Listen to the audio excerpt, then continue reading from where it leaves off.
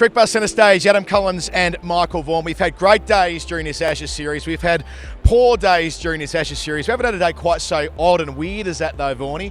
271 for 8 at the close, England, with Jos Butler biffing them round at the end, but a collapse in the final session. Mitchell Marsh, probably Australia's best bowler. Who would have thought that a week ago? Joe Root falls between 50 and 100 once more. A lot was going on. Yeah, I mean, at 170 for 3, I was thinking, wait a minute, we might have a normal day play here. 260 for 4, 260 for 5, but you know what, it doesn't happen. This England team, their brains are trained to pretty much get 300. You look at them over the course of the last few years, they generally get 300. Forget the conditions, forget the opponents. When they bat first, that's the number that their brains are trained to do so. Tim Paine's decision at the toss, still don't get it. You know, the conditions were, okay for bowling, but with the fact that his bowlers bowled a few days ago, the history on this ground, I guess we'll know more when Australia bat tomorrow of the kind of par score that we think. I think this is a 350, 375 kind of par wicket. But there was enough out there that if Australia had caught well, and I think it's hard when we're looking at this Test series and what the players have gone through with the World Cup, for their kind of consistency of intensity to be high all the time. It looked to me like the Aussies probably partied a bit hard at Old Trafford, to be honest. Looked like that party went long and hard on Sunday, maybe into Monday. They just didn't quite look right for a couple of sessions, and I'm sure someone gave a volley at tea and they came out and won the last session. Jos Butler found his one-day kind of mojo. That's what he needs to find on a more regular basis. But England have just played like England do. They make mistakes, they play a few iffy shots, they give the opposition the chance to get back in the game by some poor batting. There was some good bowling at times. Mitchell Marsh swung it around.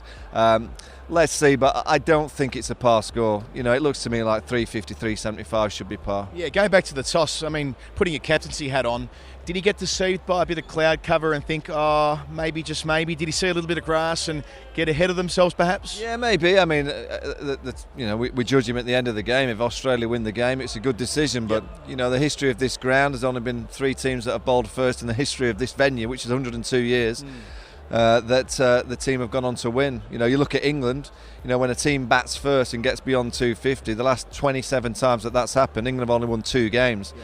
So against England, you don't need the big numbers. You look at the first 4 games in this series, the team batting first generally has gone on to have the better of the game. Apart from Headley, which took a stupid innings from Ben Stokes to win England that game.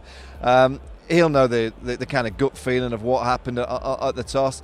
He'll just hope that his batsmen come out and play. And you're looking at this kind of ground, this wicket, the fast outfield. If Smith gets in, if he gets in on this venue, it'll be carnage for England because he won't get out. The bounce is true. There's the odd ball that nips around a bit, but if a batsman gets set, i.e. a Rory Burns, a Joe Root, you really do have to go on and get the big 3 figures. If England want to get to the kind of position of getting 350, 400s in the first innings, those batsmen that get in, they have to go and get big hundreds. It did feel like Root was going to after those 3 opportunities, 3 drop catches either side of the lunch break, and indeed into the final session he was still batting.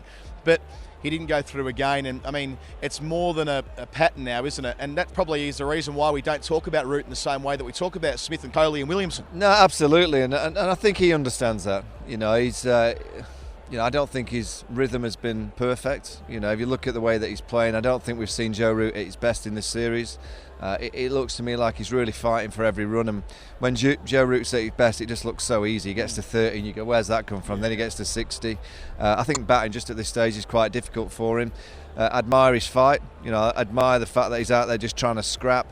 The ball that he got out to today, it looked a cherry, it looked like one that kept low, but he probably should have gone forward to it. Yeah. So that's maybe again, just a little bit of a frazzled mind. These players have just played too much high-intensity cricket with the World Cup and now the Ashes series. It's very difficult for us to expect, them to be out there just making no mistakes. He just made one mistake to a high-class bowler. He goes back, should have been forward. But in the back of his mind, as much as he will probably say it's not affecting him, getting to 50 so consistently and not turning it into 3 figures, he will be getting affected with that internally because he knows he's the best player in the team. He's the one that needs the big scores.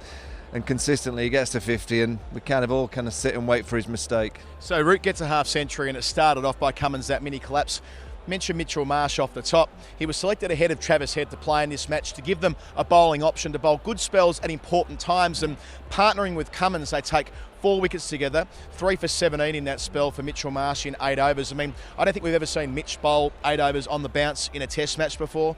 Tim Payne reflected on his relative fitness, and that's why he lost his spot in the side late last year. It seems to be coming together for Mitchell, and also the amount of swing he generated, more than anyone in the series so far. Yeah, he was class. I mean, then he got a bit of cramp in that left hamstring because of not been bowling, but it's so understandable. No, he was exceptional because he just channeled it. You know, he got it on and around off stump, swung it away from the right-handers, swung it back into the lefties. I think getting his first wicket, Ben Stokes, was a key for him. You know, gives him a massive boost. He basically did the role that Peter Siddle should have done. Yeah. Peter Siddle had an off day, you know. Siddle is so consistent. Generally, you know what you're getting, but he bowled too short, just didn't get it right. I'm sure Tim Payne will be in that dressing room thinking, oh, I should really have bowled. Maybe I can question that. Should Mitchell Starc have played? You know, I've got Mitchell Marsh that can do the donkey work and kind of bowl an end and kind of hold the dots. I think Mitchell Starc should have played. I just think sometimes you can get a little bit quirky with your selection. You can almost decide before it's happened. You know, maybe this was the ground that they decided 3 weeks ago that Siddle was going to play. You know, but Marsh plays, so there's your donkey work bowler, and then you should have had Starc. You know, maybe they're just overthinking things. They're winning the series, they're doing well, so who are we to question it? But I just wonder that sometimes you can almost overthink things, and I think Australia may have done that this week. I said it was an odd and strange day. That was kind of exacerbated by the last hour or so. I mean, Australia didn't bowl anywhere near enough overs today. I don't know what the system is in place at the moment to account for that, but nonetheless, in the end, Jos Butler, who was almost liberated by batting with the lower order. It was Jack Leach up the other end. I know that Stephen Smith had a conversation with Jack Leach after play. I don't know what they said to each other, but that's a talking point, I'm sure. But Butler... Probably mentioned Chris Rogers. Yeah, perhaps. Maybe they were talking about Bucky Houston. Old chestnut. But Butler, I mean, hits 3 towering sixes. He's there overnight. If he can bat for another hour tomorrow morning with that same enthusiasm, then maybe they do get above 300. Well, he's an honest chap. I just heard him doing an interview and he said, look, I've not been enjoying my batting. I suddenly found a way of enjoying it out there. I suddenly just unleashed all the shackles. When you're in a series like this, when you're not playing well, you're up against this attack and it's kind of relentless defence, batting out for the draw, and you're an aggressive player. It must be so difficult. Well, he had the opportunity here that he could just go and hit a few into the stands. He trusted his power. He's got a great awareness of when to go, and he did that today. He'll hope for an hour tomorrow morning. You know, he'll hope that he can have an hour. Jack Leach can hang around. Stuart Broad at Jack. He's got 167 to his name in Test match cricket. He's batting at 11.